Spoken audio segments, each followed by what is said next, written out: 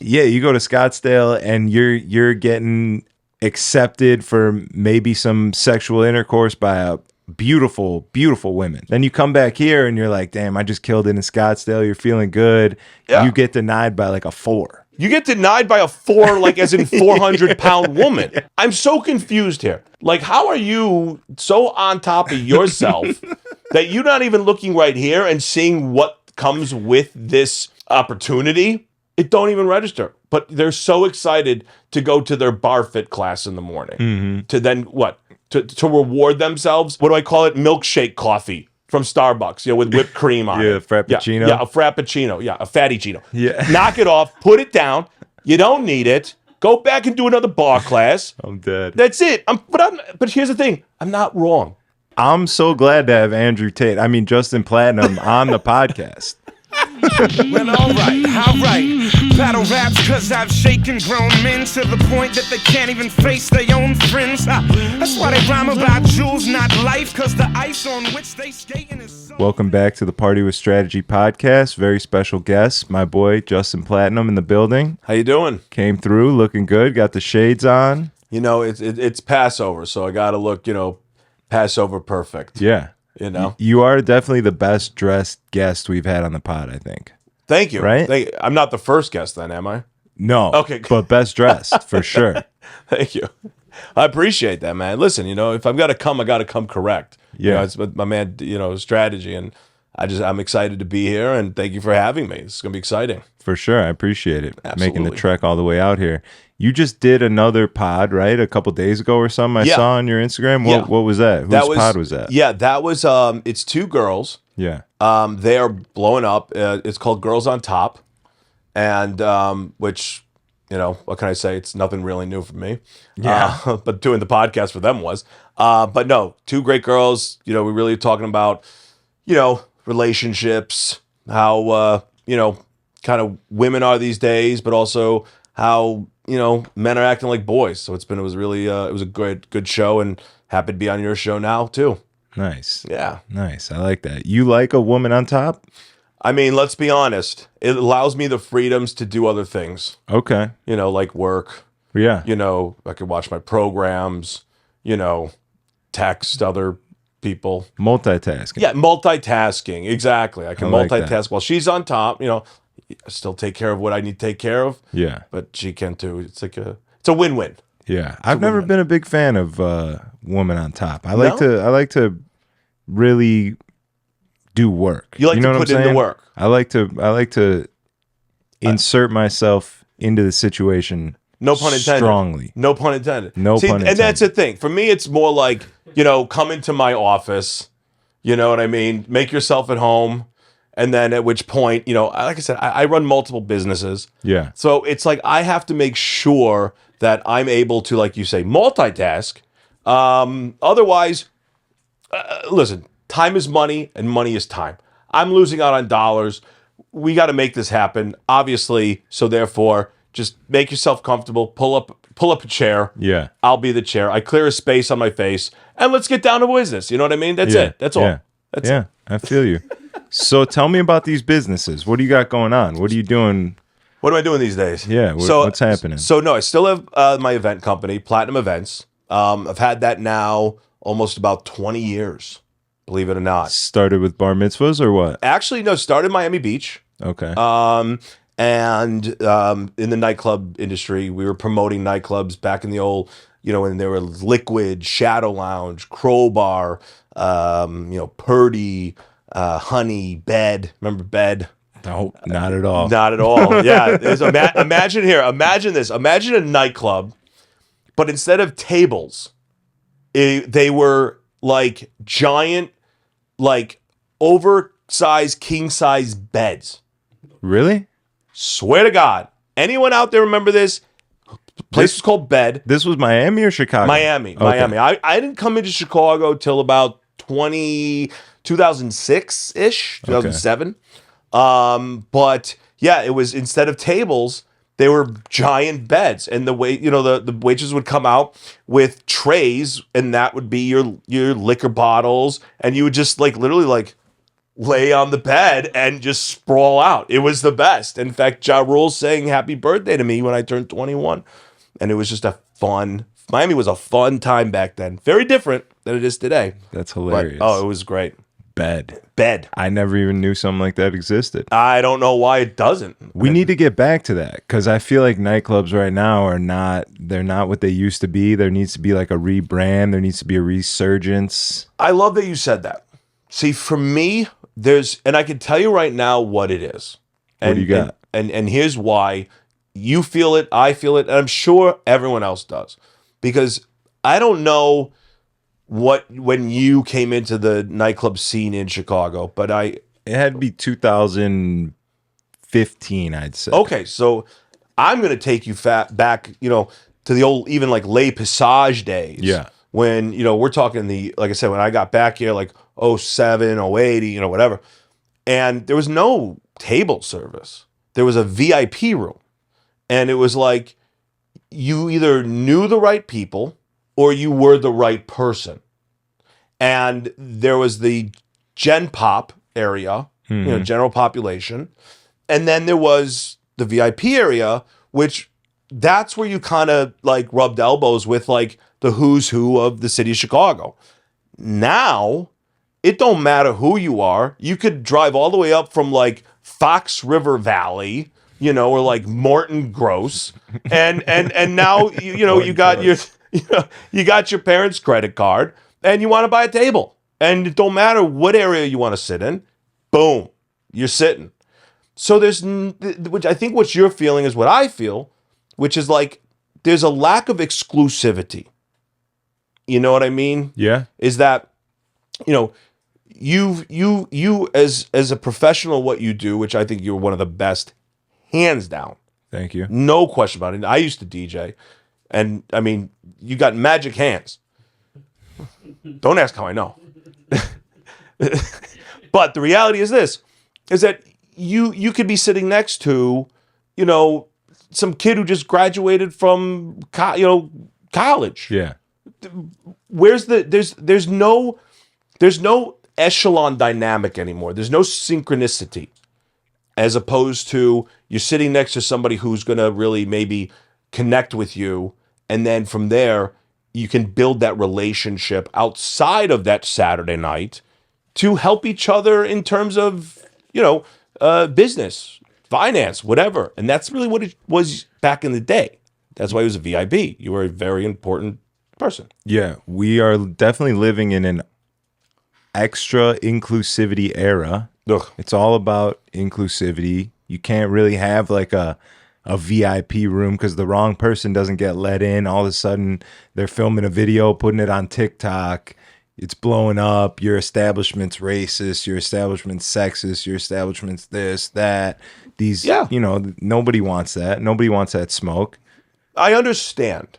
Like, I get it. Because the challenge is, and I hate using the word problem, but the challenge is, and so why I like using the word challenge versus problem, is that a challenge can be overcome. Mm-hmm. There's a solution. Well, someone's just got to have the balls to say, fuck it.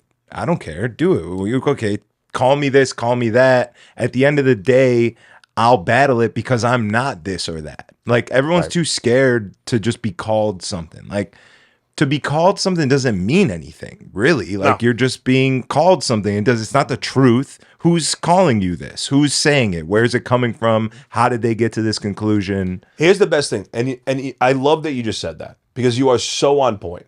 I mean, look, people call me things all the time. I mean, look at me. I'm sitting here with, I like my glasses like as if I just left Sam Rothstein's casino. Yeah. And a wife beater and a suit. Thing is this, you call me a douche. Call me whatever the fuck you want. But here's the thing. My name is coming out of your mouth, but your name's not coming out of mine. Right. And you just hit the nail on the head. Someone's got to be able to have the balls to say, hey, look, you know what? Call us whatever you want. Call us whatever you want. Because at the end of the day, you're saying my establishment's name. Yeah. My establishment is coming out of your mouth. You're typing it. You're hashtagging it. You're texting it. You're tweeting. I don't even think people tweet anymore. Snapchatting it, TikToking it, whatever the fuck they're doing. But it's getting out there. And like you say, it's too inclusive. For what? Yeah, it kind of ruins everything. It waters everything down. Nothing's special anymore. You got to have special. Like we're looking for moments. We're looking for specialty. We're looking for something that's desirable. If everybody is everywhere, then just what it's all baseline. Well, here you spin in clubs still, and you like I said, you crushing it. But I guarantee you, next time you're up there on the booth, take a look at your crowd. Take a look at your audience. What are they doing? Not much. They're looking down. Yeah. They're looking down. They're texting. It looks like they have Parkinson's with their hands shaking. Like I got a better idea. Enjoy the music, and you're a scratch master. I mean, like I said, I study you. I'm a big fan of yours, and the way you scratch, the way you do it is a talent. It is an art, and you're getting a performance. And what are they doing? Where you at? Come left table, and then and nobody meets each other.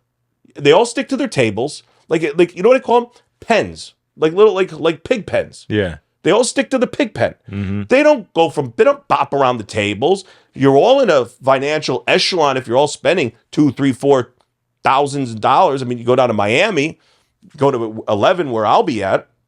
People are spending $250,000 to $500,000 on a table. You better believe everybody's all hanging out because they're all in a sort of, atmosphere that they've all accelerated themselves to, and they do want to connect.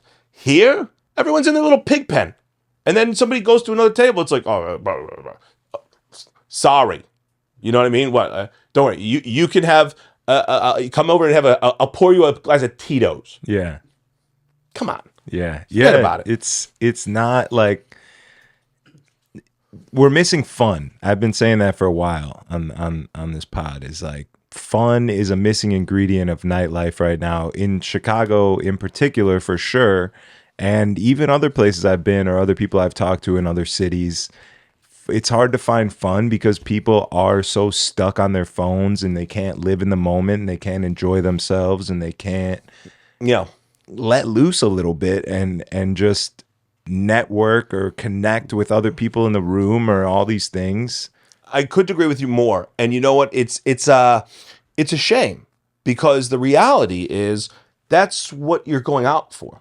I always say this too. If you can't work your network, notice how it's not called like net knowing or net play, Netflix, but it's called network. You know what I mean? And if you can't work your network, then why have a network? You know what I mean? That's the whole key. Connect your people within your network. Add to the network.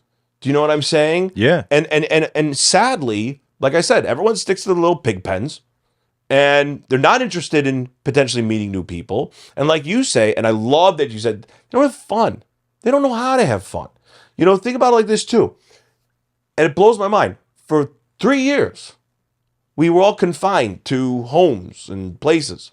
Granted, I was getting the fuck out of here. I was going to Vegas and Miami where everything's open. Miami was wide open.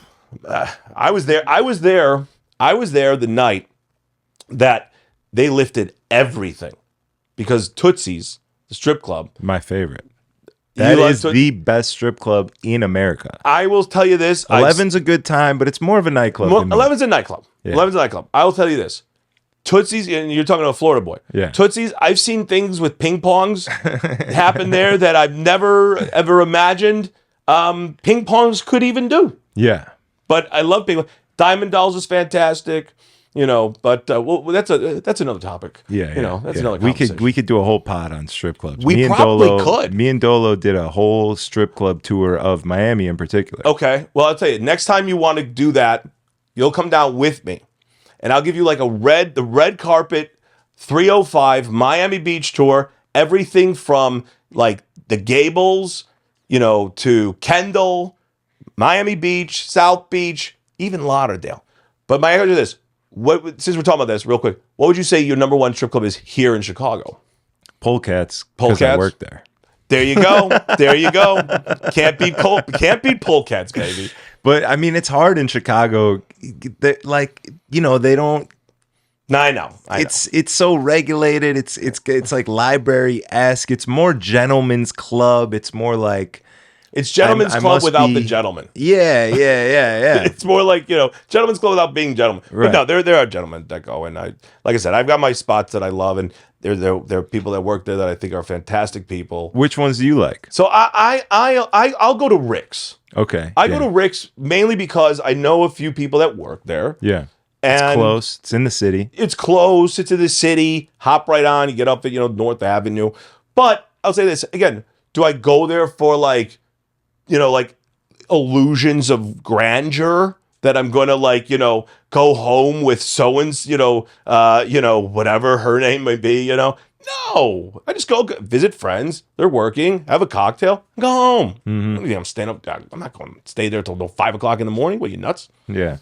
Forget about it. They just Yeah. come over afterwards. Yeah. You That's just all. invite them over to the That's real all. party. Exactly. We don't have poles in my home, but I have beams and columns. There's something to hop on. But there are, they're right. Like we have couches, I get table service, it just happens to be a kitchen table. Yeah. But whatever. It is what it is. But back to the nightclub thing.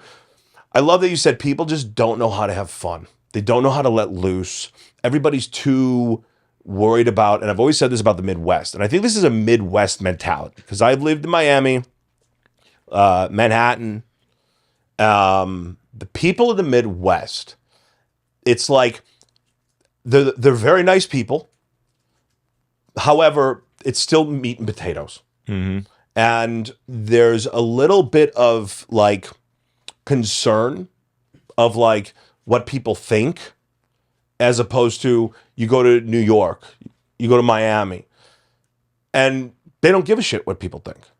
You know what I mean? It's like someone walks in with purple hair, or you go to Miami nightclub and the girl's wearing nothing but little pasties on her booty and like a fishnet dress. And you see everything. They don't wear that here. It's like, oh no, that's like and girls will say, oh no, that's a Miami dress, or that's like a Vegas dress. Well, what are you wearing here? A garbage bag? Like, what do you mean? Like, that's like what's the difference? Like, what? Like an area code, constitutes what you're gonna wear? Yeah. Well, I think it's more vacation-y, more touristy. You do go to Miami and you're like, all right, I'm in Miami. I'm letting loose. I'm getting crazy. So then does that mean that people come here and are like, all right, I'm eating fucking pizza? Yeah, 100%. That's Really? exactly No, I what don't it know. means. For sure. Yeah.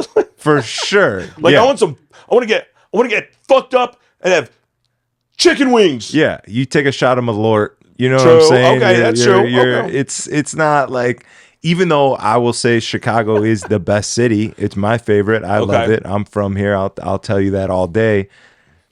It's not really a touristy city. It's not really like, in terms of markets, in terms of nightclubs especially. Right. There's no like, you're not going to see paparazzi here. No. You know, you see that in New York, you see that in Miami, you see that in LA. Right. Those places are that they bring that out of girls, out of people, is more like, all right, I'm getting crazy. Like, I'm in this city. This is the city to do it in. Right. I'll wear the fishnets. I'll put the pasties on, whatever it is. In Chicago, you don't get that. No, here it's like, I got this really hot Patagonia, and literally it's hot. Like, it's warm. Yeah, Like, it's yeah. got like layers in it. It's heated. It's heated. Yeah. It's got its USB connected, heats right up. Yeah. Boom. This is hot. I Literally. mean, it's tough, in the Midwest. I think it is a Midwest thing for sure. Like, you go to Scottsdale and There you go. There's another place. yeah, you go to Scottsdale and you're getting looks and accepted for maybe some sexual intercourse by beautiful women. Oh, they're There's hot. a lot of hot women. Oh no, over they're there. gorgeous. Then you come back here and you're like, damn, I just killed it in Scottsdale. You're feeling good. Yeah. You get denied by like a 4. You get denied by a 4, like as in 400-pound woman. Like, it's not even that. It's like, wait, I'm so confused here. At what point do your eyes not connect with your brain? Yeah. Like, how are you so on top of yourself that you're not even looking right here and seeing what comes with this, opportunity? And it's like it don't even register. It don't even register. But they're so excited to go to their bar fit class in the morning to then what? To reward themselves with like a basically Stanley's Donuts. a Stanley donut, or like what do I call it? Milkshake coffee. from Starbucks, with whipped cream on it. Frappuccino. Yeah, a Frappuccino. Yeah, a fatty-chino. Yeah. Knock it off. Put it down. You don't need it. Go back and do another bar class. I'm dead. That's it. But here's the thing. I'm not wrong. No, you're not. I'm not wrong. We're having fun. We're making fun. It's a good time. But this is like a real, I lived in Arizona for a year. My boy went to college out there for 4 years. Me and all my homies spent a lot of time out there. And then you'd come back here and you'd be like, wait a second, what's going on here? What am I doing here? Because I could be over there and things are going real well. And then I come back here and I'm like, what? It's harder. Yeah. Here. Well, see, you're in Scottsdale. I'm in Miami. Yeah. Same, but different. We've got beaches. You've got bitches. Same. Yeah. You've got weather. They've got women. Same. Just depends on which letter of the alphabet you fall on. Right. But the reality is this. You go down to Miami Beach and it's just fun. Everyone's having a good time. No one cares. You'll end up going. I mean, look, I got a 2-story townhouse out there. I can't tell you the things. I'll show you the photos after the podcast. Yeah, send them to Diamond Cut so we can put them on the Patreon. I'll send them to Diamond Dolls. That's where they belong. You know what I mean? I can tell you, it's insane.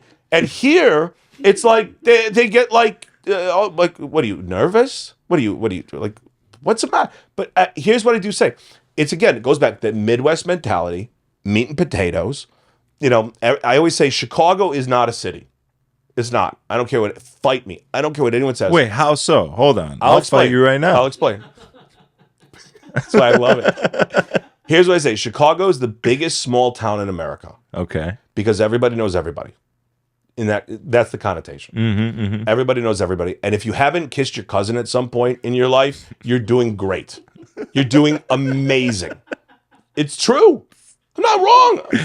I'm not wrong. Everybody knows everybody. It's like, oh, we're hooked. I hooked up with Ashley. Oh, that's cool. Ashley, which Ashley? Steve's cousin. All right, Steve. Who's Steve? He's friends with Mike and Joe. All right, Mike and Joe. They were over at my place last night. They never mentioned Ashley. Yeah, but everybody knows everybody. Yeah, and depending on what you're looking for, that's either a good thing or a bad thing. Because my boy Khalid always says this when.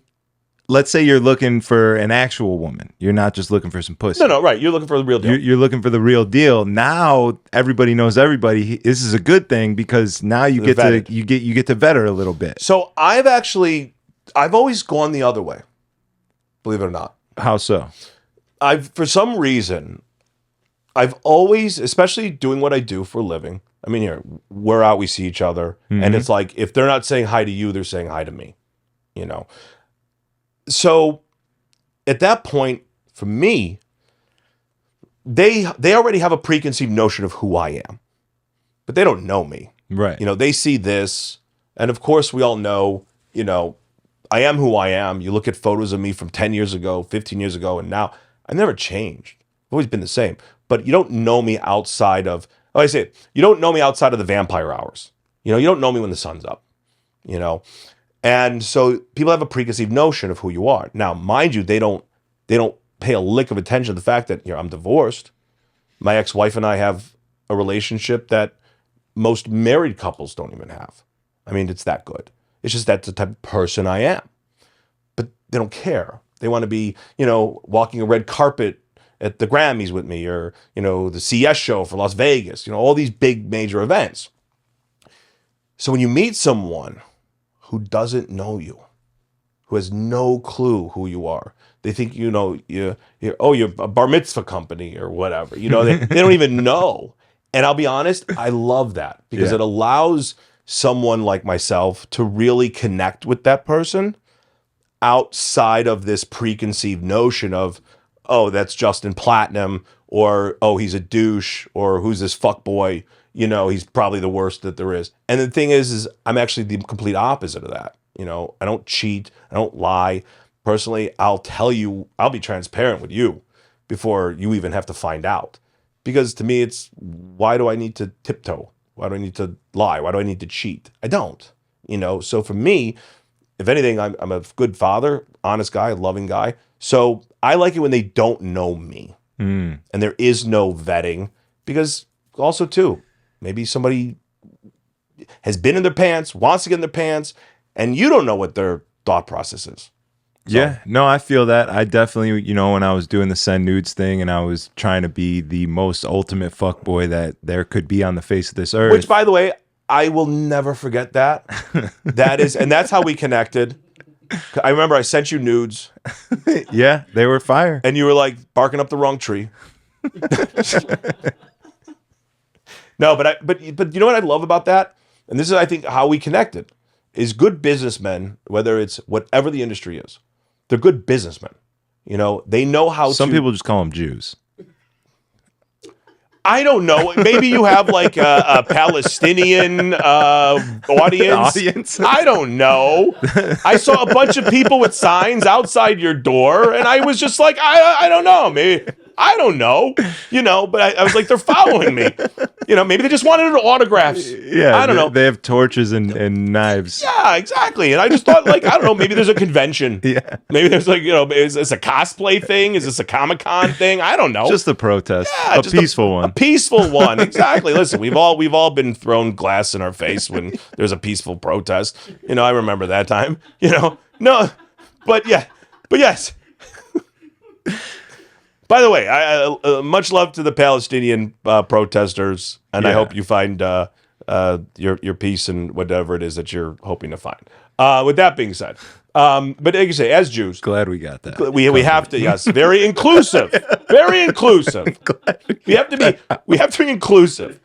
Listen, all the pro-Palestinians, you are welcome next to my table, not at my table, next to my table. Yeah. Anyways. But the point is this. I'm kidding. I'm only fucking around. All right, here we go. Boy. Anyhow, no. But the reality is this. I remember this was years and years and years ago when you were doing the Send News. And what I loved is not only were you Jewish, but also the fact that, like you said, you're differentiating yourself, separating yourself from a pack of like-minded individuals, like talent. But how do you do it in a way? Because everyone that's doing what you're doing, whether it's playing music, scratching, mixing, producing, but you got to find that that one little that notch that separates you from that pack. And I remember it. I'll never forget it. And I remember seeing the videos, and you're just like slapping stickers everywhere, and I'm like, this kid's fucking brilliant because he gets it.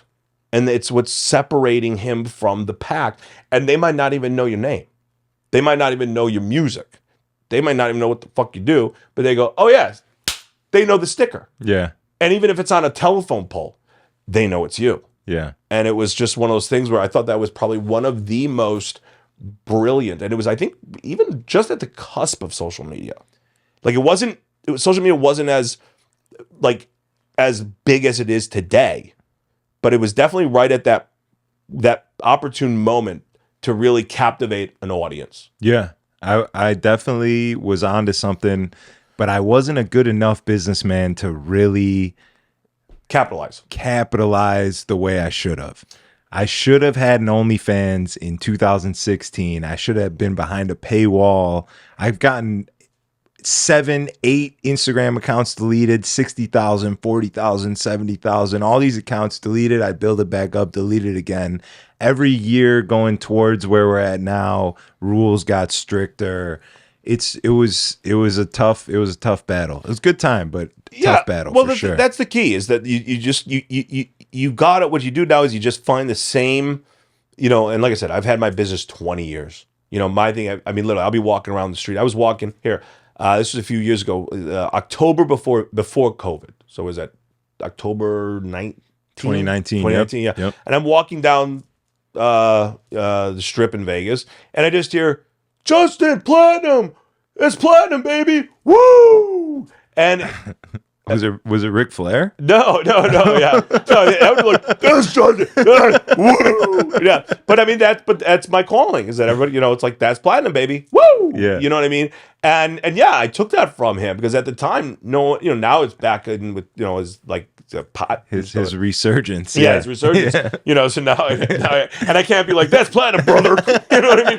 I can't do that. And I can't be like, and then the heavens come down, and the galaxy and it's platinum. All right, that's warrior. No, you got to stop with that. No, but so that thing is that everyone has like a tagline. Yeah. Anyway, I don't know where the fuck I'm going with any of this. No, but the reality is, everyone has like a sort of a shtick, and you keep it because that's become synonymous with the brand.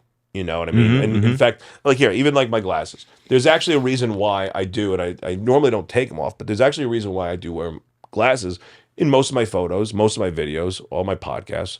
There's an actual reason. You know, there's everything that I do, there's a reason why I do it. Same with you. Yeah.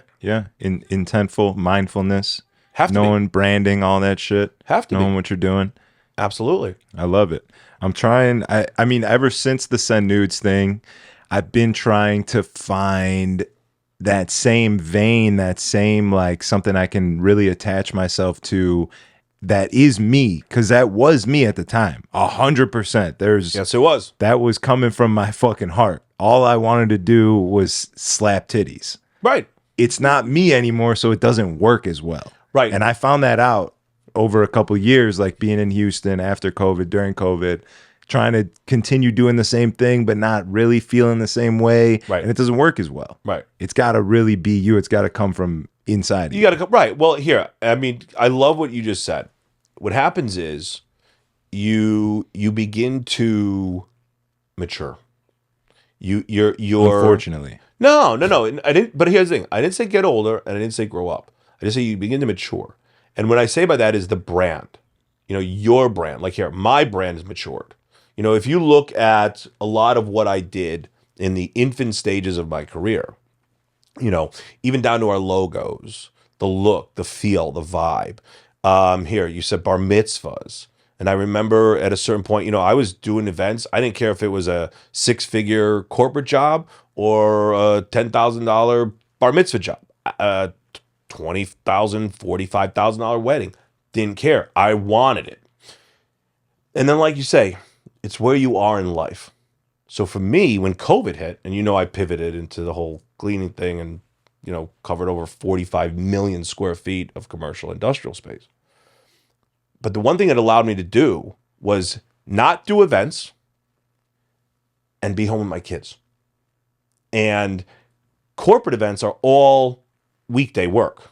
You know, yeah, you get a few, you know, destination management jobs where it's over weekend, but the reality is conferences, trade shows, you know, product launches, those are all Tuesday, Wednesday, Thursday, maybe Friday night. Saturday, Sunday, you're never going to have a corporate event. Maybe at awards, whatever. Point is, but then I do these corporate events, you know, in Dallas and San Antonio, Miami, San Francisco, New York, Vegas. Then I'd fly home. Now I'm getting ready to do the Schwartz's wedding with the flowers and the vases and candles and all. And I'm in my office, and then you got to go to the hotel. You know, we'd be at the Four Seasons or Ritz-Carlton at Friday night from, you know, 4 p.m. till 9, 10 o'clock. Then I get home at 11. Then I'm back at the Four Seasons Ritz-Carlton producing this wedding at 9 in the morning. I'm not getting home till 9, 10 o'clock at night. I missed out on many years, many of weekends with my babies that aren't babies. Now they're, you know, when COVID hit, they were turning 3 and 5, and now they're 6 and 8, turning, you know, 7 and 9 soon. And I look at that, I'm like you say, I don't need to slap titties, as much as we love slapping titties, but it doesn't necessarily need to equate to the brand. But we could take the same ingenuity, take the same brain capacity and bandwidth it took to come up with that, and now how do we mature it in a way that encapsulate and encompasses who we are today? Same thing with me. I don't need to be doing, you know, we made a boatload of fucking money cleaning this town. So I can now be a little more picky and choosy with what I want to delegate my time to. Mm-hmm. And back in the event industry now, I can choose who I want to work with. It's a nice feeling to have. You know, and we only work with budgets that are going to be really roughly, you know, 6 figures. I mean, we'll go under, of course, if it's something I believe in. Upper echelon. High end. Exactly. Very high end, you know, corporate events, product launches, experiential events, experiential marketing, you know, brand, just the kind of stuff that is really cool because that's what I love creating, you know, versus like Mazel Tov. Yeah. Wait. And then it's like, wait, I get the cold roast beef now? Yeah. You know, come on, get out of here. Save me a hot plate at least. Exactly. I did all this. Exactly. I've only been here for 2 days. By the way, I missed my kid's wedding for you, but you know, let you know how it goes. But no, but I like it, and I love what you do, and I think it's amazing what you've done and what you've built, and I love seeing your impetus growth parallel with mine, and it's been really amazing, and I love kind of how watching it all go. I appreciate it. Thank you. And I just to touch back on this real quick, Chicago women. Ugh. Tough. It's a tough market if you're just What trying women? to get it's a Chicago women? It's a tough What market. women? They're girls. They're No, I would argue that they're more women than girls because they're a little bit harder to just get in their pants. They value That's themselves. because they don't come off. Because they're so glued on. They value themselves a little bit more than they probably So should. let's talk if we're about going to that be for a minute. honest, Actually, let's talk about that because I actually had a conversation with a woman about that the other day. Yeah. And I'm going to tell you this. This is how my conversation went. This is true. Okay. I had a woman come up to me and say, you know, a high value woman, or I know my value, whatever the fuck. Like I was even paying attention to what she was saying. right? And the thing is this, I said, okay, you know what? Because of course they got an attitude. Yeah, They have an attitude. And I'm like, okay, you know what? Let's talk about your value. I would love, in fact, I think this is probably one of them now. Yeah, it is. So I said to them, let's break down your value. Because you really want to tell me your value. Value. I know what I come with. Okay? There's a reason why you're coming to me in the first place. You know, you see it, I'm a good father, a loving man, respectful, honest, you know, I'm not going to cheat. You're not going to find some random, you know, hoe's name in my phone, pulling up, whatever. But let's break you down now, sweetheart. Because I know I'm coming with an upper 6-figure salary, a 7-figure home to put a roof over your head, and a beautiful, loving, warm family to enjoy with me. Vacations. What, you going to cook for me? I go to Maple and Ash. That's $200. You going to clean? No. I have a maid.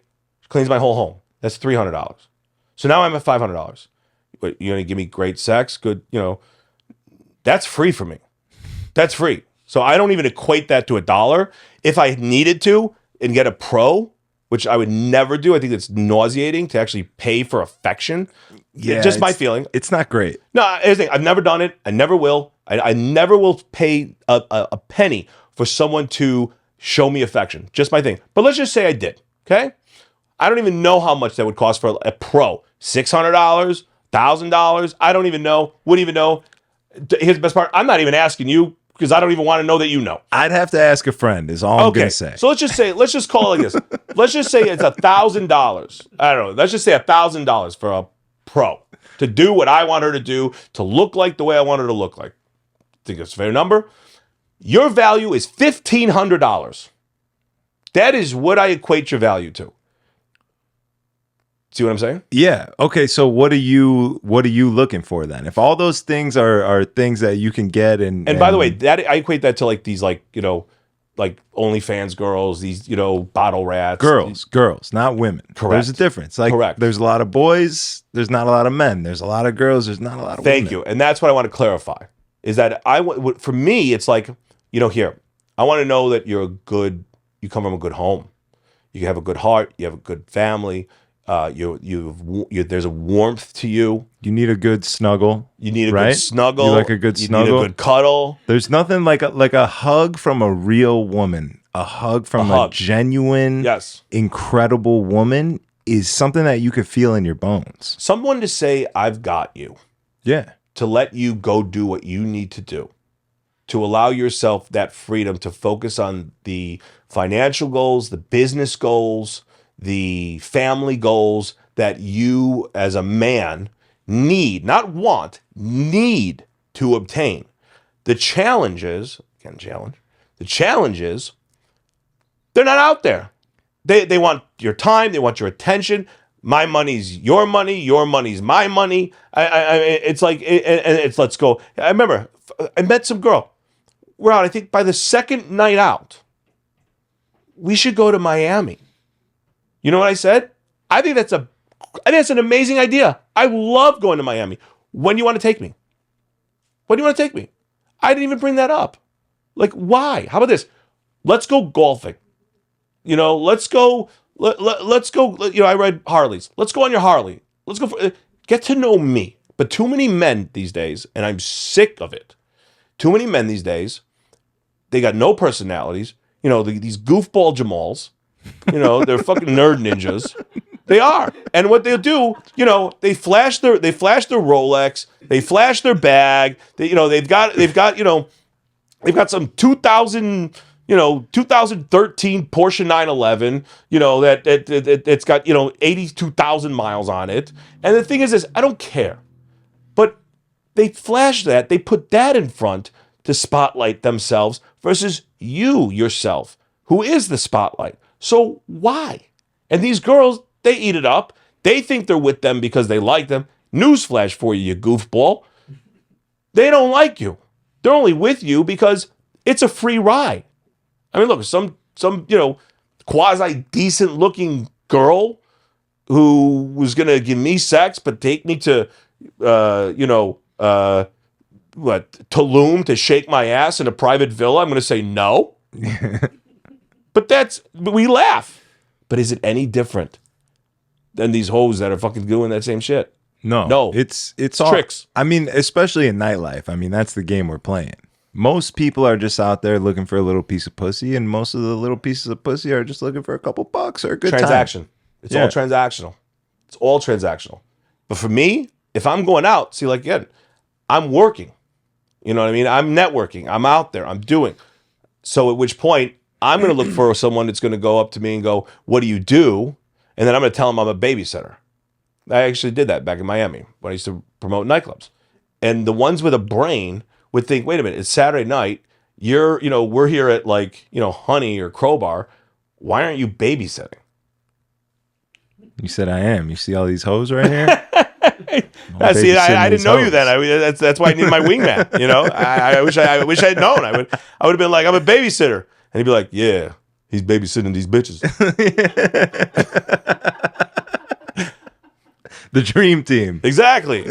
Like Pippin and Jordan. Yep. Exactly. Like Israel and Palestine. Well, a little different.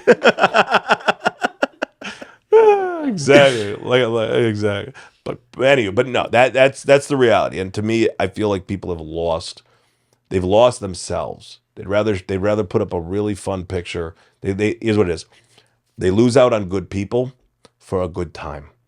And they've lost the sense of self and self-worth. If there's a price tag, like for instance here, if I could take someone to Miami for a weekend, that's what you're worth?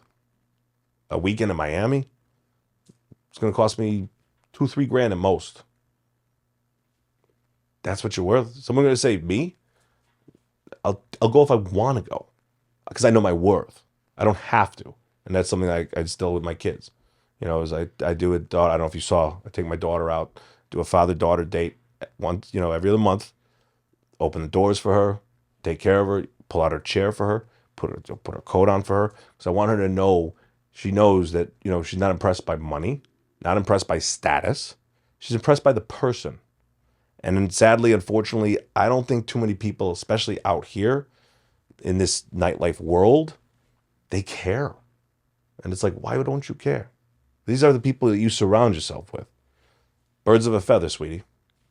Yeah, for sure. That's good. I need to learn that. I'm scared to one day potentially have a daughter, and I'm going to be like, what? I can't let her run into somebody like me. No, that's the thing. You will. Because here's the best part. I was that person. Listen, I mean, don't get me wrong. I'm sure you and I can go toe-to-toe with stories.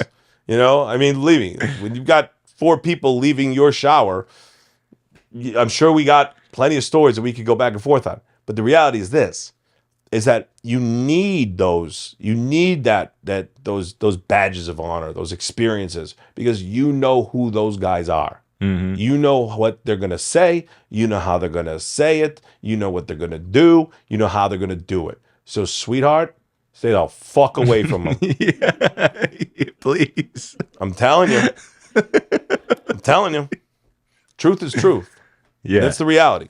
No, that's right. And that's why, again, back to the point I was trying to make before we branched off, Chicago women, we like to bash them. We like to bash I'm them. not gonna bash them. I'm going to bash them. All right, well then We sat here and bashed them for a minute. But if you are in the market for a good one, I feel like this is a strong place to be. It's going to be hard to find a good one in Miami. You know what? Look, I'll tell you this. So I got, I was married, got divorced. Like I told you, I have an amazing relationship with her. She's actually from DC, and then met a girl from Rockford, Illinois. That's wrong. Am I no longer allowed on the show? Yeah, what are you doing? What are you doing in the Rockford pond? You know what? I got this got cleaning lost. business? I took a wrong turn. You know what? I saw the sign. It said 6 red flags, Great America. What are you doing in Rockford? I was looking for 6 flags, not 6 red flags. Yeah. But no, I know, terrible. All right, you know what? Shame on me. Listen, I took my hits on the chin. No, but actually was with this girl for about 4 years. And again, like small town girl kind of thing, no one knew she was, nothing like that. When I met her, she was living in an attic apartment, and I moved her into, a 7-figure home and took care of her son. And we broke up 4 years later. Sure enough, found out she was on Seeking Arrangements. Like after the fact, or Like while signed you up, guys like signed up. Here's the thing: after the fact, that I can understand. Yeah. People got to make the single mom, whatever. No, she signed up about a year prior to us breaking up.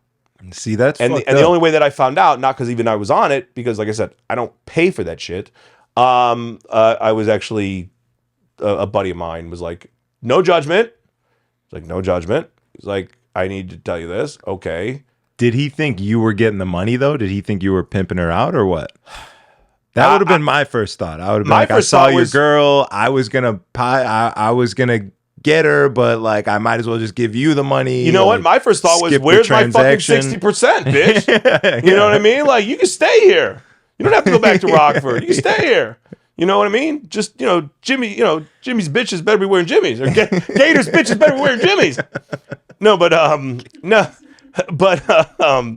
no, I mean, the thing is this, is that the reality is, and how that all transpired, it was, I mean, just an awful, awful, awful experience. And, and that's what I kind of try to explain to men, to be more mindful that, don't forget, you always got to wonder and question what's going on. You got to take her phone away at night. Well, I'll tell you this. This right here, this is the single most damaging aspect to any relationship. Fuck yeah. Because you don't know who is on the other end. Period. And the thing is this. That's why I say I don't think Chicago women, to come here for good or value. I don't know. Well, I just don't know, because here's why. Are they trying, like in my case? Mine was trying to get out of her situation. Now she's back in, some dump town. But the reality is these women from here, and you meet someone who's stunning, gorgeous, sexy, beautiful, her eyes sparkle when the confetti goes off. But is she looking to stay here? Or does she want to be that next tier, go down to Miami and live that Miami life? Whereas that girl in Miami who she's already dated the guy with the Rolls Royce drop top. She's already had enough Wagyu steak at, Poppy Steak. What's next? You know what I mean? Like, you think they've been there, done that, and they cross that off their list. They cross it off because they have to.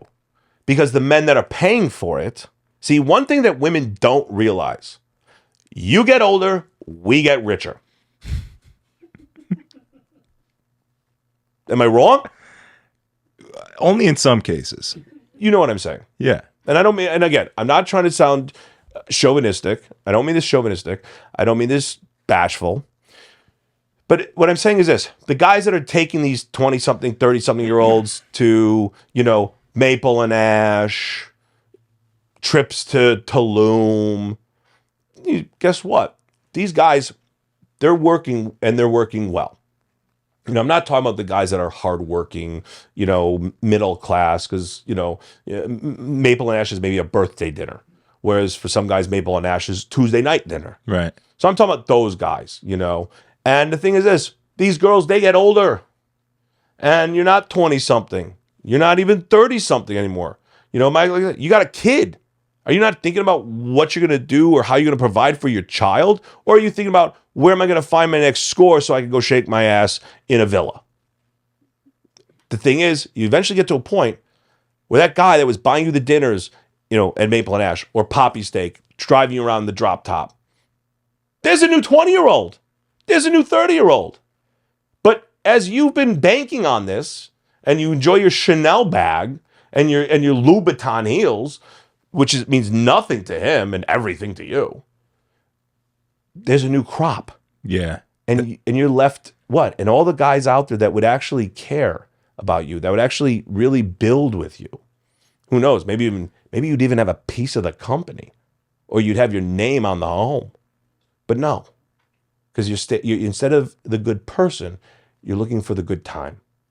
And that's where I think the people here, that upper echelon of women, those hot, those club women, I don't think they're trying to stay here. I don't. Maybe I'm wrong. That's a valid argument. That's a good point. And again, I'm generalizing. Yeah, of course. In everything I'm saying, generalizing. I'm not saying every woman.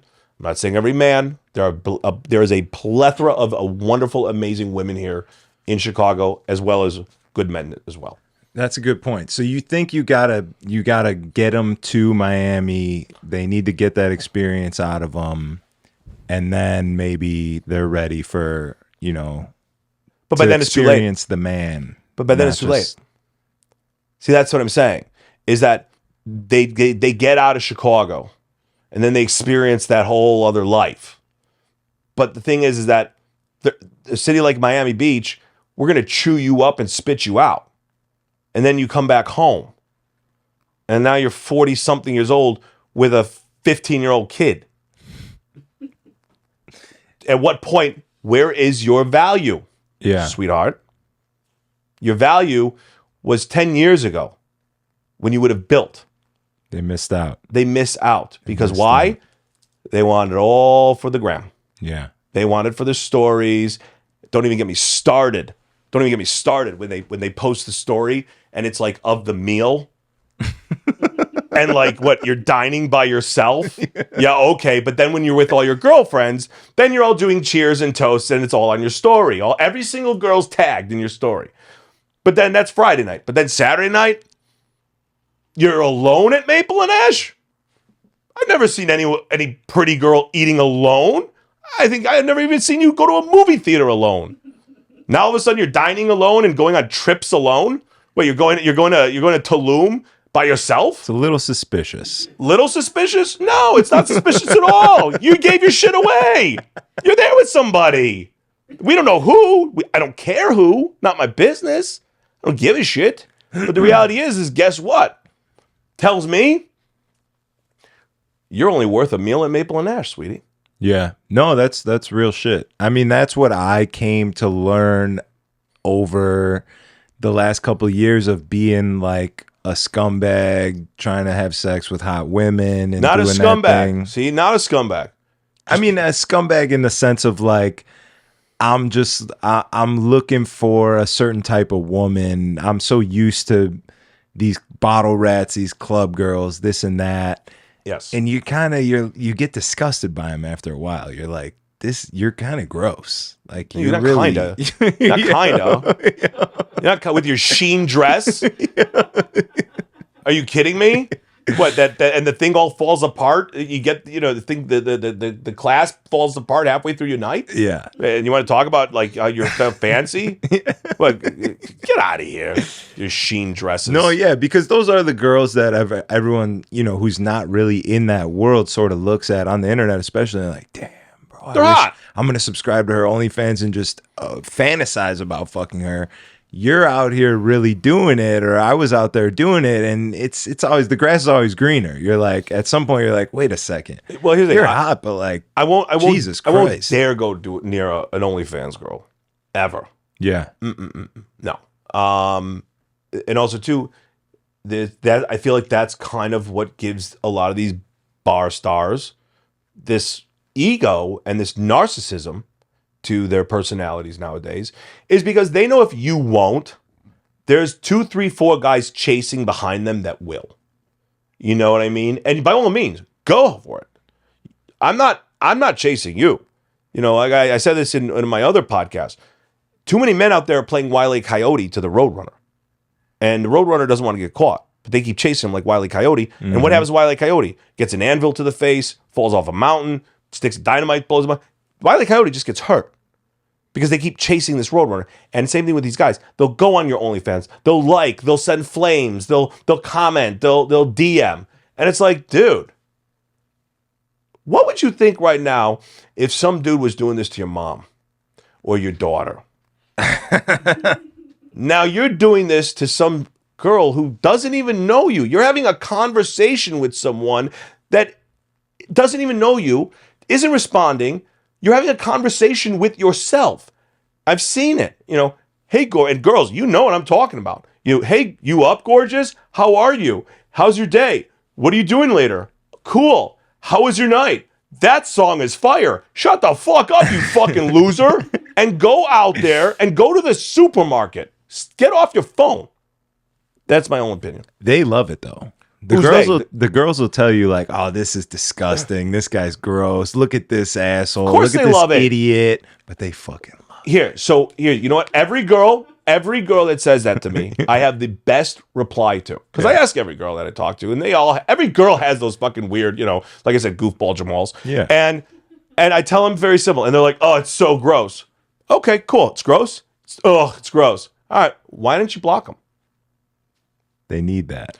They, for some fucked up daddy issue, you know, wasn't there for me when I was younger, problem motherfuckers out there. They need it like they need oxygen. I don't know why so many of these bar stars need this validation from strangers. You need to get likes from strangers rather than someone who actually likes you, rather than the one person who will actually validate you, who knows your strengths, who knows your weaknesses.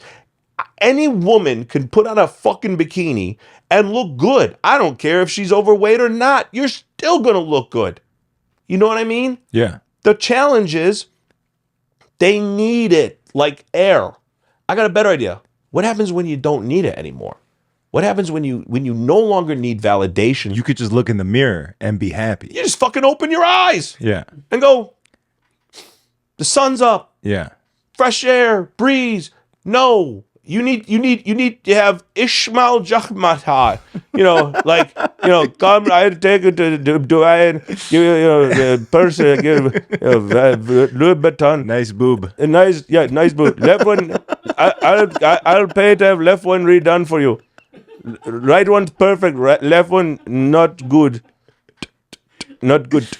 But that's my point. Like, yeah, stop. no. And they love it and they fiend for it. And I'm like, this guy's 60-something years old. He's married. Yeah. How would you like if we're married?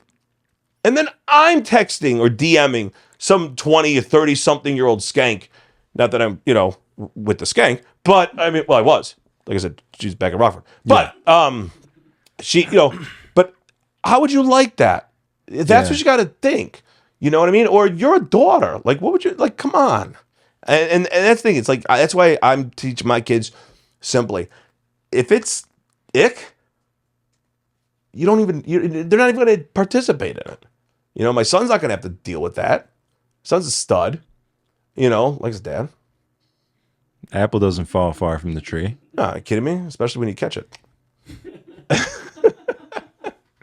But that's my whole thing. You know, and that's where I go back to. So I actually wonder about the women in Chicago.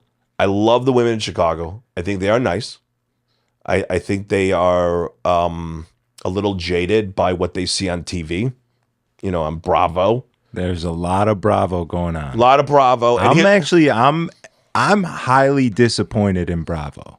Are you? I'm mad at Bravo. I am too. They should have given me my show a long time ago. Like, what the fuck? I'm so mad at Bravo, bro. They're just feeding this sick Machine. addiction. Yeah. They feed us machine. And here's the best part.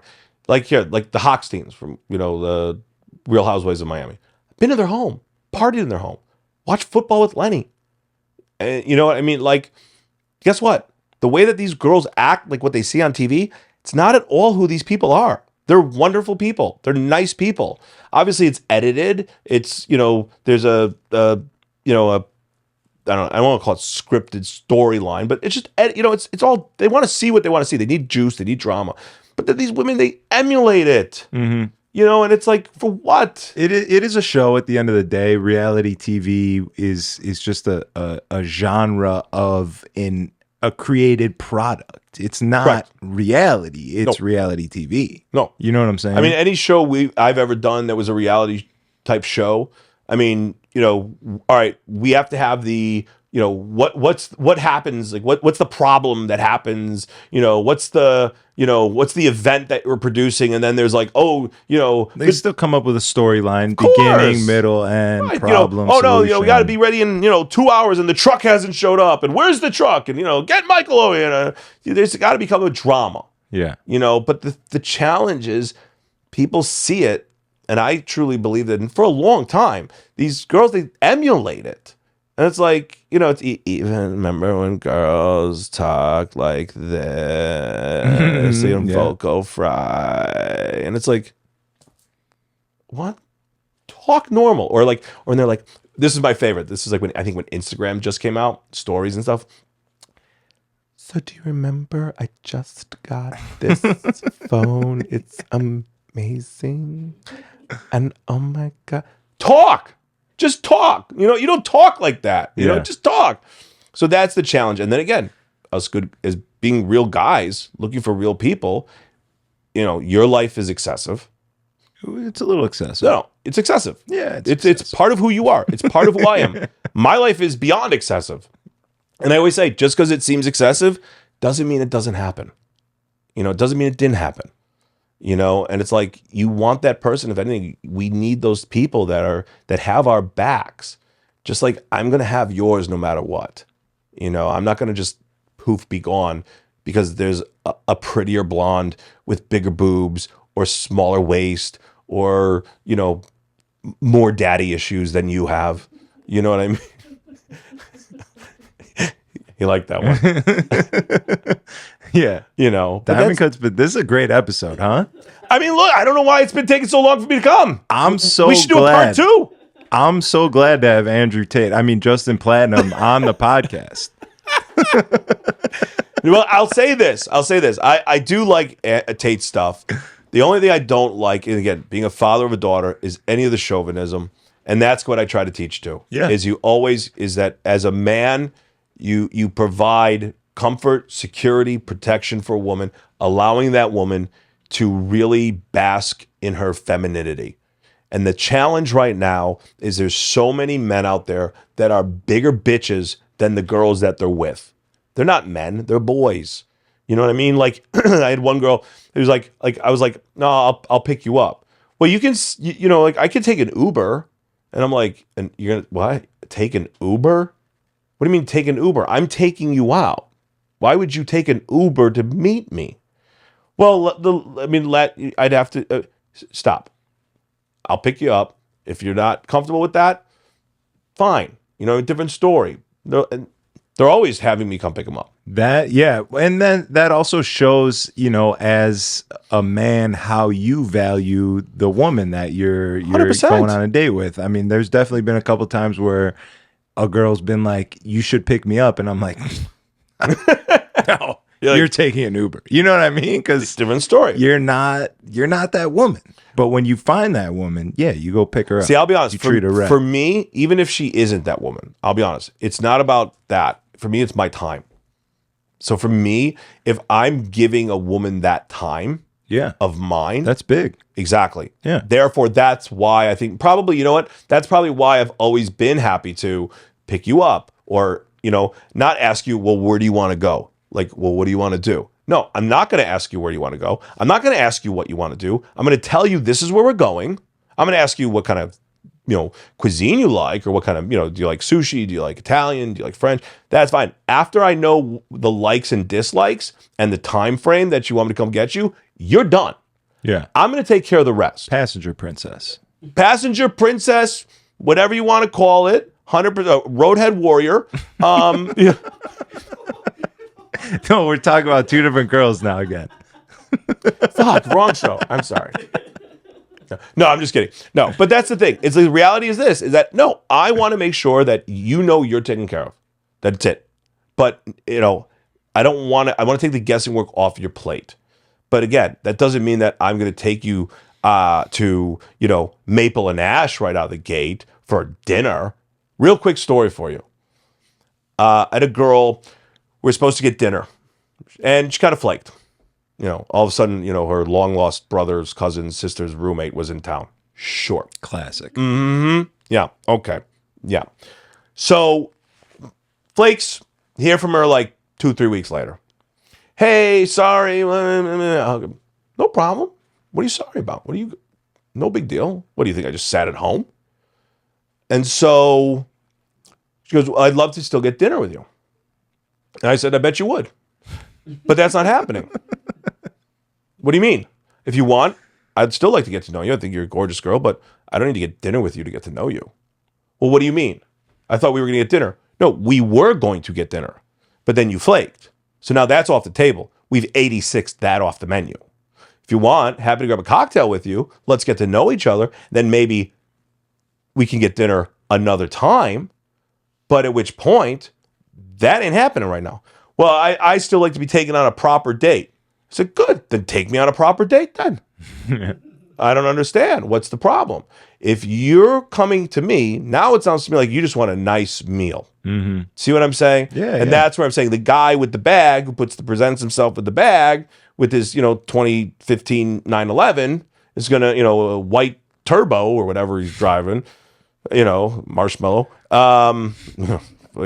But at which point, yeah, and then of course all the girls, they got to take stories of it from the passenger seat. But with that being said, the thing is this is that most men are going to say, okay, because they're excited. Man the fuck up. You're excited that some pretty girl wants to have dinner with you? Yeah. I call it Tuesday. You should call it Tuesday. And that's what I'm saying with you too. It's like you're at that point where you're like, it's ugh. It's not attractive anymore. Yeah, it's not great. It's gross. I gotta take a piss real quick. Hold on. Okay. 1 sec. Yeah. There's nothing that beats the feeling of being secure and protected while commuting in the city. Kinfolk Concierge is Chicagoland's premier armed chauffeur service. Their expertise range in services that provide VIP, car services, and personal protection. DM with the code STRATEGY or give them a call and let them know you saw this promo on the podcast for 30% off of your next ride. That's a 30% discount. That's a big discount. That makes a $100 ride $70. Don't hesitate to book your next elite level experience. Contact Kinfolk Concierge today. Back to the episode. Good. No, we got to get back to the show, though. We got to get back to the show. We're back. We're back. So we're back. I'm drained. We're here. Okay. Justin. And we're back. We're still in the pocket. We're still in the pocket, baby. Let's going go, right to the paint. Going right to the paint. Woo! No, yeah, this is good. That's platinum, baby. I did want to talk more about like events and your actual business and this and that. It's been an incredible podcast. The journey that we've been on has just agreed. I think viewers are going to really enjoy it. I hope so. There's some some knowledge to be had, soaked up. It's genuine. It's genuine, yeah. That's the thing. It's it's genuine, and it goes back to I think even what we were talking about. There's such a lack of genuine people, even nowadays. He's calling me. Yeah, just throw her on the pod. It's a telemarketer. Let's see. Somebody. It'd be great if there was someone that we could actually get on the phone. It's fine. No, but anyway, but no, it's really is. It's nice that this has been a very, I feel, honest, genuine conversation. You know what I mean? And it's here. I mean, have we ever sat in a room, you and I together, and just talked? Never. Not once. Never once. Just nightclub, small, short. How you doing? Blah, blah, blah. In fact, I remember seeing you and be like, hey, I didn't realize you had a podcast. I would love to be on your show. And you were like, dude, I think that'd be a great idea. And here, little do we know, we'd sit down in a room and not stop talking. Yeah, it's been great. Exactly. It's been great. What events do you have coming up, like notable or something you're looking forward to? Sure. So actually, I'm not sure if I can say which venue it's for. Yeah. But basically, on Randolph Street, they have a really cool, fun venue on the second floor. And we just did an event at Underground for a orthopedic network company where we transformed the space with LED dance floor, disco balls everywhere. We really turned it into like Studio 54 for this client, you know. And I think the venue owner saw it and was like, hey, look, we want you to replicate the inside of our nightclub outside for, was it Taste of Randolph or Randolph Fest? Oh, I know exactly what club you're doing. Yeah, I like I said, I don't like to say anything. You know what I mean? Just from the description, I'm saying. I'm sure you do, and I'm sure most of viewers would too. But and who knows? It might not be that club, but I can tell you this: what we're gonna recreate is going to just send shockwaves down, and we really do. I mean, that's kind of what's really cool. In fact, actually, earlier today, I was moving warehouses. We moved into a larger warehouse. I mean, so where at? Where's your spot at? So we're in the suburbs. Yeah. So we're over by Northbrook. I got to go out there for dinner. Are you going to Heinz? Yeah. You know, that's my neighbor.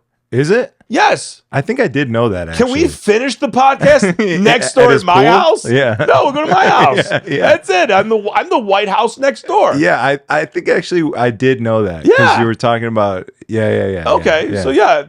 See? Little do you know. L'chaim. L'chaim. That's it. Put your protest signs down now, bitches. We come in numbers. I'm like dead. 2. There's only 2 of us. But now we're going to be families. So it's like 7. No, but yeah. So, and that's the thing is that where I really have been able to find that niche in my business is, we don't promote. I see a lot of promoters. I don't even understand how it works, and that's okay. There's a need for them. There'll always be a necessity for that. For me, what really has taken my business to that next level is we own everything. So like even I'm looking at this room right now. I don't even have to look behind me. The brick wall, the brick paper, the decor, your Monopoly Man, your desks, your tables, your gong, everything in this room. If you were to say to me, Justin, we have a client coming in tonight, and we need it ready by tomorrow morning. I want to replicate that. My client is DJ Strategy, and he needs to replicate this tomorrow, even down to your Beatles poster. What time do you need it by? Because we own it. All the lighting, all the sound, all the staging, all You the got like furniture. an Amazon warehouse. I love that you just said that. It is like Amazon, but more expensive. Okay. Yeah. I would call it just Prime. Okay. Let's roll out. Platinum Prime, baby. Platinum Prime. Exactly. Bumblebee. Roll out. You know what I mean? We've got events to do. Yeah. Yes. My voiceover work for you. Yeah. Let's party. No, but that's the reality. And by doing that, it allows us to really exceed client expectations. All the event production companies, marketing agencies, they have to outsource it. They got to find the stuff. They have to find the You're stuff. skipping a step. You don't even have to waste time finding There's shit. no middleman. Yeah. So at which point, publicists, marketing agencies, the clients themselves, they'll come to me and say, here, we need a fruit cart bike built and we only have a week. Or Allstate Insurance, we've got a 3,000 person event at the Allstate Arena and we only have 3 weeks to do this in. Can you do this? Sure, I could do this in next week if you want. So by owning everything, the furniture, sofas, tables, chairs, lighting, sound, AV, it maximizes our clients' budgets, which allows for a much greater ROI. So what happens is, this is another big key element, is that when a company like, let's just say Hulu is going to produce an event and they work with company so-and-so, and their budget's, let's just say $1 million or a half. Let's just use easier numbers. Say $500,000. Okay. You're expecting, if you're going to give me $500,000 to produce this room, you expect it to look like $500,000, right? Or at the very least, exactly like this room. Which means, but if I'm telling you it's going to cost you $500,000, Right. then you're going to expect it to be that. Yeah. But here's the thing. Well, everyone's got to make profit. So at which point you're paying an agency to produce this. Well, they're going to take their percentage to make the profit, right? Right. So now they got to go find a company like mine to produce it, to put it all together, to do all the furniture, all the lighting. I have a price. I have to make profit. So now your $500,000 budget probably equates to $200,000. Yeah. But when you come to me, you're getting a $500,000 production. Because at which point, we own all the equipment. We own all the furniture. We own everything. So if it's not going out, it's collecting dust. That makes sense. So how, if that's how it works, how do you know what to get? How do you have stuff? Is there like somebody buying things right now? Are you just collecting things at all times just to have on deck? Or it's a great question, actually. I love that. And you know what? No one's actually asked me that question on an interview, so I appreciate that. Thank you. It actually stemmed from when I started promoting nightclubs in my Miami days. And what happened is we'd promote, and then cherry flavored vodka was like the new thing, and kids were spitting it out because it tastes like Robitussin. You know what I mean? It was new. No one tasted vanilla vodka. It was gross. Yeah. Now everyone loves it. Now let's be honest. Now vodka flavored vodka is the cool thing. But with that being said, these companies would come to me and say, they saw that I was packing these nightclubs, and they were like, "Hey, can you, we're going to do this event for this, brand." And they'd give me a check, and I'm thinking I'm going to retire before I ever graduate college, and then by the time I rent the venue, rent all the production equipment, rent all the furniture, $250,000 check was, $5,000. Next time I'd rent 5 couches and I'd buy 5 couches. I'd rent 5 lights, or, not 5 lights, but I'd rent, 100 lights and I'd buy 100 lights, So over time, my equipment would accumulate into, like you say, Amazon Prime warehouse. It was just this huge stack of stuff that had just been accumulating and accumulating. And at which point, if it's something that we don't have, then we can either buy it, or we can fabricate it. I mean, we have a whole fabrication department. Yeah. I had a client, we were doing the backstage VIP artist experience for the Grammys kicking off the Grammys in LA. And client wanted a giant tree, in the auditorium, backstage. And I was like, well, what if we one-upped it and made it like LED? You could do that? No, but I'll figure it out. Yeah. You know what I mean? The answer is always yes. Now, what's your question? And it turned out amazing. 15-foot tall tree, 12 feet in diameter. And I mean, we had more celebrities coming to that area to actually view this tree. It was so magnificently beautiful. It was the year that they moved the Grammys to Las Vegas. So it was 3 years ago, maybe not at this point. And I remember we met Mickey Guyton, and she just stood by the tree. She was a country singer, amazing human being, love her to death. And she was in awe of it. And the clients were thrilled. That's the idea, is that we were able to take an idea and a concept because of our capabilities and because of the structure that we have, my company set up, that whatever you're envisioning, we can do that. But we're just going to do it just that much better, that not one notch up above and beyond, to make it that much more impression, that much more of an impression on your audience, much more of a memory for not just your audience, but also you as the client, which is huge to me. Yeah, that's big. And now you have this tree. Now I got a big fucking tree. Yeah. Yeah. You know what? You know what? Here's what I'll do. I'll stop at home. I'll stop at the warehouse and I'll bring it home later. So after you leave, my neighbor's home, you come by and check out the tree. I'm in. You can be like, yo, that's a big fucking tree. I'm in. That's it. I'm down.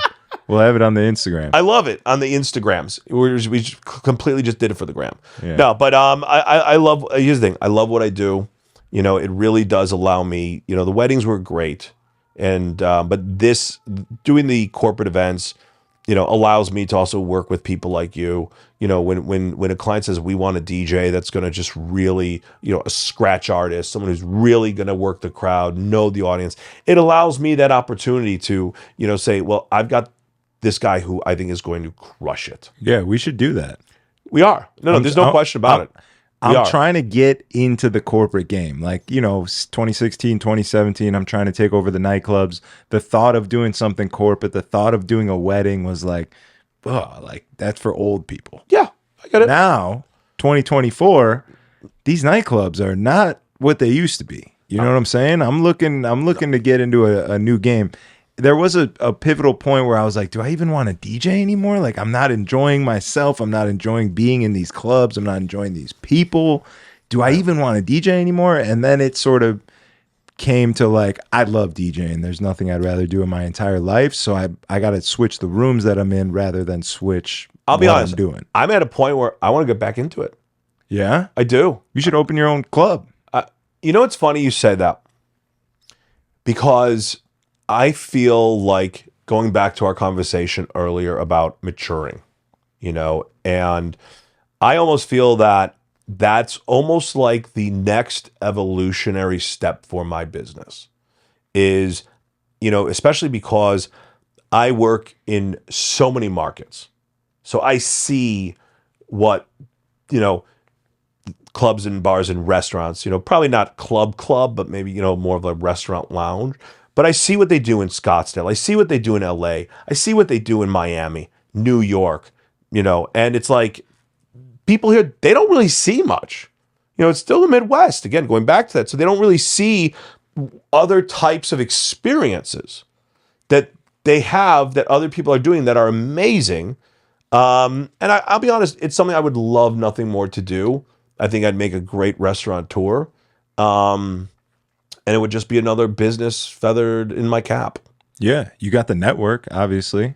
It's no half question. The game. I mean, I just had Q and Chris Cap on, who I was talking to, like they, left management and all this and started their own place. And they were trying to tell me, like, you should do it because you got the network. Like, that's half the battle.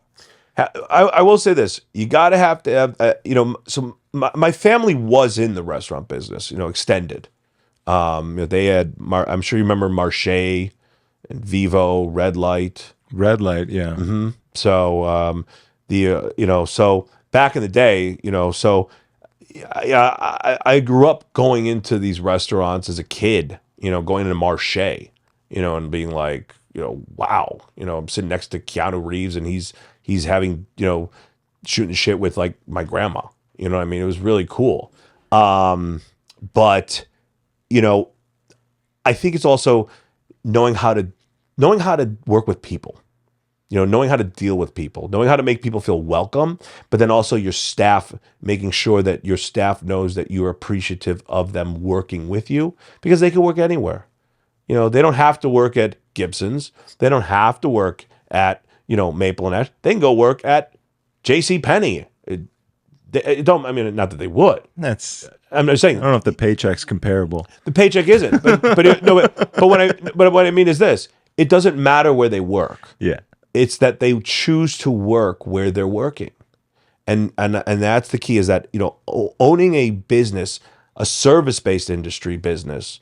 We're very parallel: nightclub, restaurants, to events. Mm-hmm. It's all in the same kind of like a permanent event sphere, right? Exactly. Yeah. But it's how you it's how a business owner understands how fortunate they are to have staff there working for them, and as long as they're on their shit and on their game, obviously you're not going to be appreciative of some fuck up. It's like you're not going to be appreciative of that.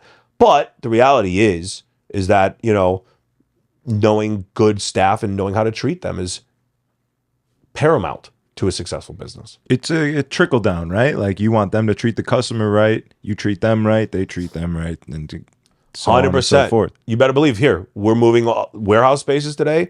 I got all my guys, they're working, the sweat's beating down. You better believe I have water, chips, food, You sodas, pull up with a couple beers. Little Caesars, a couple hot and readies. Are you talking about girls or? That's my favorite line, by the way. Got to use that. Got to try that. When you're like, all right, I'll pick you up at 9. What should I wear? I don't know. Just look like a Little Caesars pizza. Yeah. What do you hot mean? And ready, baby. Just hot and ready. Yeah. That's it. No, but that's the key. I take care of my staff, and they're willing to do more. They're willing to work harder because they feel appreciated. Whereas, let's be honest, how many businesses you walk into, whether it's a nightclub, a restaurant, you've got a manager being like, fuck you, like what? And they're yelling. It's like, why are you yelling? What, I can understand. Are you deaf? Like, but why are you yelling? There's no reason to yell at people. Be nice. Be a good person. I don't know. That's just it's always how I run my business. Yeah, I would love to see you operate and own a nightclub. I feel like Thank you. that's what we're ready for right now. Things are so. Well, how about this strategy? How about this? If there's any viewers out there, I'm telling you this right now. I don't know which camera do I look into. That's that your right there. camera right there. All right, I'm gonna tell you this right now. If there's any audience members out there that, because I do believe you are right. I believe this city is they're itching for something new. They don't want the mega, ultra club. It's fun, but enough violinists or saxophonists. If I see one more fucking wicker basket chandelier thing in a restaurant, before that it was every restaurant had Edison bulbs. Now every restaurant has these wicker basket chandelier things. Tulum. Everything looks like Tulum. Yeah, Tulum and Kedzie. Get out of here. What are you fucking? I need Tulum. Okay, yeah, Tulum. Okay, to Looney Tunes is what it was. But my point is this: is that anyone out there that has the need to want to do something different, I'm in, and he will open my first night without question. But I do, and I mark that down. I'm always a man of my word. I'm ready. But I'm telling you this, that I feel would be one of the better and greater accomplishments in my life, and something that I've grown up doing since I've been in the nightclub business. I was 17 years old. That's how I started, because now I can go into them, down in Miami. But to do this out here, I think I would love that. We need it. We're itching. It's a time. Someone's gonna do it. It's gonna happen. It can't stay at where it's at right now. And he's in it. You're Yeah. in the scene. Yeah. I mean, you provide the musical backdrop. You provide the soundtrack for people's evenings, for people's lives. Well, it's time I provide the venue for it. I'm ready. All right. We're ready. So we'll talk. Chicago's ready. I think Chicago's ready. One last question. Please. What currently is your favorite song to hear in a nightclub? You go out this weekend. What song are you looking for? What song's getting you really going? I love that question. So, and I was hoping for a musical question. Yeah. I'll be honest, only because he's a hometown boy, I know his sister, anything by Cascade. Okay. And not only that, he's just such a good guy. I mean, he really is. In fact, I just flew out a couple months ago to Boston just for the night. A buddy that I know, he's out there, and he's like, "You want to go?" We got a table right on stage with him. I was like, love the guy, absolutely. And I would say, that, or, I love Fisher. Fisher's hot right now. You heard the new Bob Marley? Yeah. I mean, I think he's great. I think everyone loves Rufus Du Sol. Mm-hmm. I'm trying to get into it. I think There's a couple tracks I'm really into. There's a sure. few tracks Yeah. they've got that are fantastic. But like, again, I'm like, okay, you're good. You're good. Kygo, great. Whatever happened to that guy? I think he had a strong summer run one summer. Yeah, and then he did Lollapalooza here in Chicago, and then that was it. Now he's Yeah. back in Toledo, Ohio somewhere. That was it. He was like, But for me though, I will say this: the song that gets me pumped. I love hearing it in a club. Anytime you hear, even if it's a remix track, any Guns N' Roses, Sweet Child of Mine, Living on a Prayer. It's just those, and I will say like that, a ballad. let me ask you a question about music. Yeah. 'Cause I love bouncing these kind of questions too. Because back when I DJ'd, we're talking the DJ AM days. All mashups, all those kind of bangers, and it was all sing along. And I actually kind of I actually kind of became disenchanted with DJing when there were no more words. It was just even Fisher, I'm losing it. I'm losing it. Right. You know what I mean? Versus we're halfway there. Whoa. And everyone's just having a good time and belting it out. And it's all I feel like now it's you really have to be on mushrooms and acid and blow and Tusi to really even understand the music going on. Don't get me wrong, I don't do any of that. Again, I got kids, I got business to run, but I like the music, but I don't understand how it's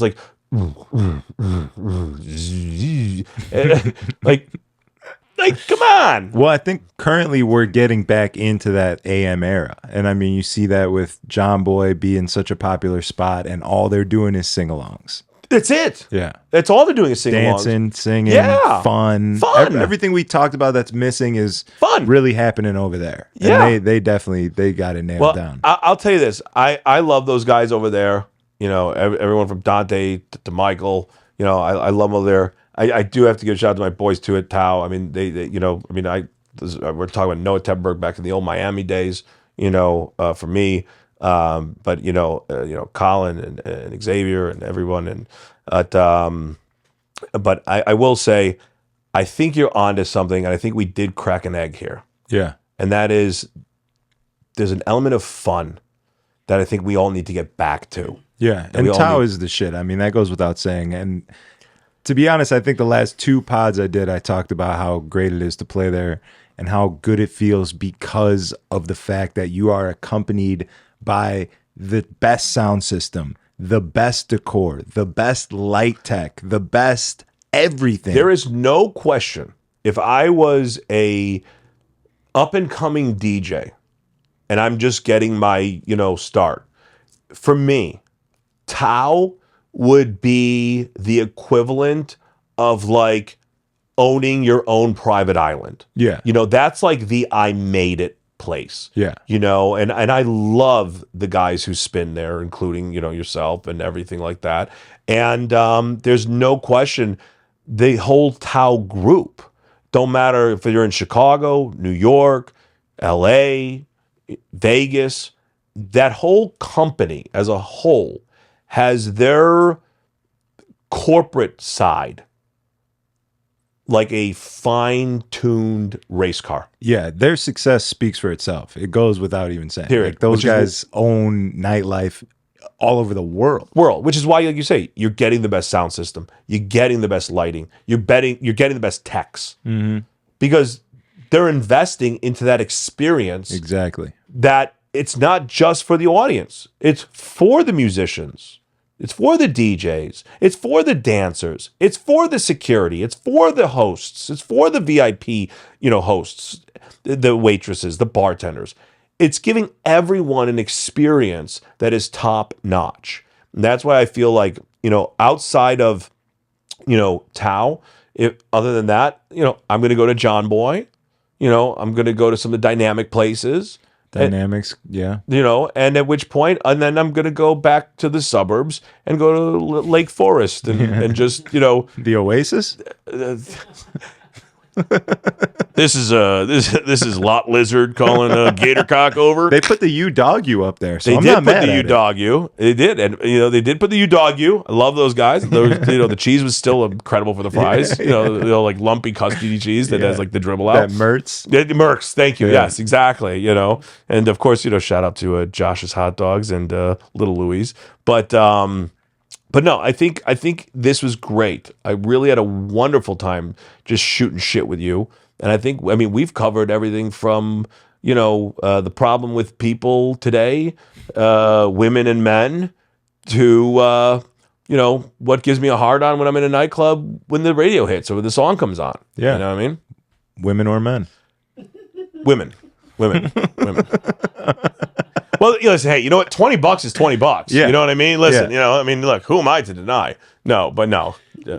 No, this has been a fantastic podcast. It's good because you get to talk about real shit, but also goof around and you go off and then you come back. Yeah, it's very comfortable. We should actually have one more, a part 2. 100%. We should do a part 2, and I'd love for you to maybe someone of your choosing to go toe to toe and head to head with me. Yeah.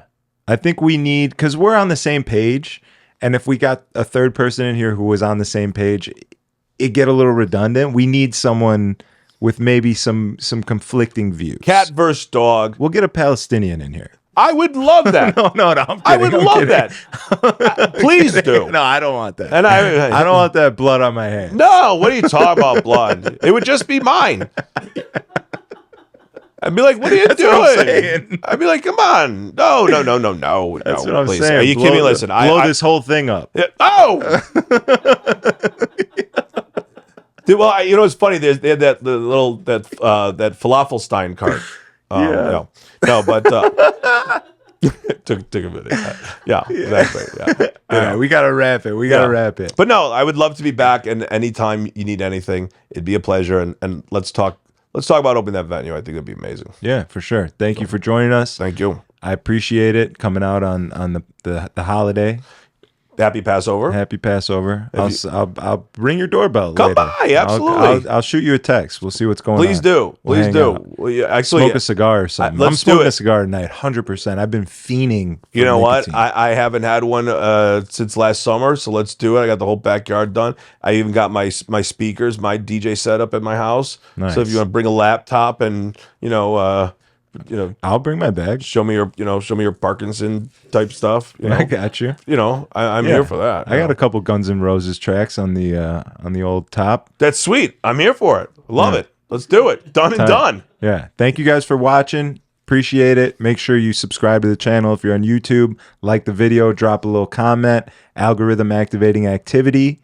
Spotify, Apple, rating, all that good stuff. Patreon.com/partywithstrategy for an extra episode every single week.